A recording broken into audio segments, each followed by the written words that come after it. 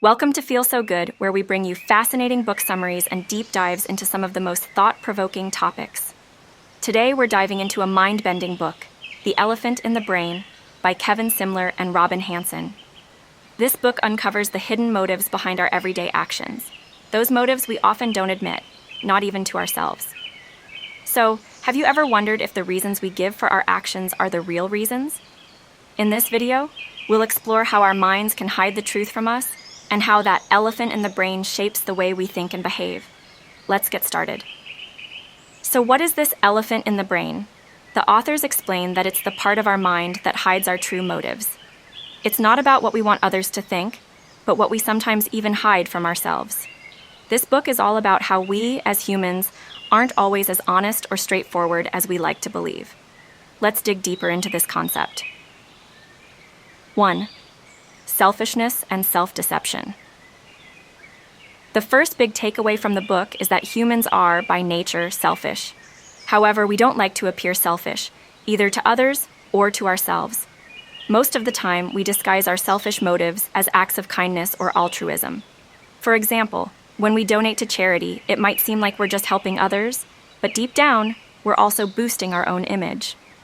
This form of self-deception allows us to believe we're doing good, while also serving our own interests.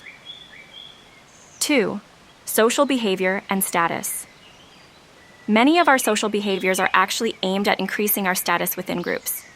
Whether it's making small talk, forming friendships, or helping others, much of it is driven by a need to be seen positively by society.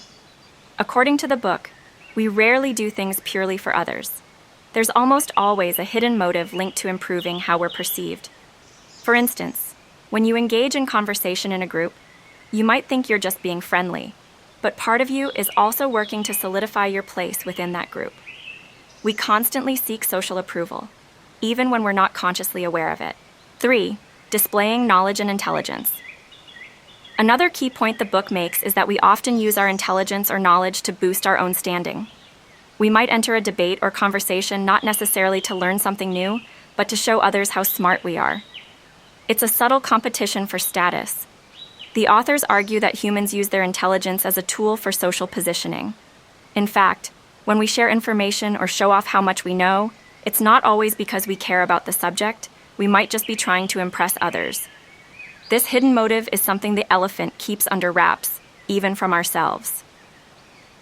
4. Art, politics, and religion. The book also explores areas like politics, art, and religion, where hidden motives are especially powerful. In politics, for example, people claim to act in the public interest, but behind the scenes, it's often about gaining power and status. Similarly, the way we engage with art and religion can be more about signaling our identity or status than it is about genuine appreciation or belief. Take politics. Politicians may talk about serving the people, but often their real goal is to gain influence and control. The moral reasons they give may only be a surface-level justification. 5. Recognizing the elephant. The most important lesson from this book is that we need to acknowledge the elephant in the brain, that hidden part of us that drives so many of our actions. It's uncomfortable to admit, but we have to be willing to look deeper at why we really do the things we do.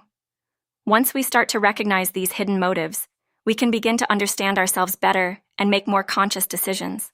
The Elephant in the Brain is a powerful book that makes us question our own behavior and the reasons behind it. It encourages us to reflect on how much of what we do is actually driven by selfishness, even when we believe we're acting selflessly. It's a book that challenges us to take a hard look at ourselves and see the truth about our hidden motives. So, that was today's book summary. If you found this video insightful, be sure to give it a thumbs up and share it with your friends. And don't forget to subscribe to our channel, Apna Tashu, for more great content. We'll be back next time with another book summary. Until then, thanks for watching and take care.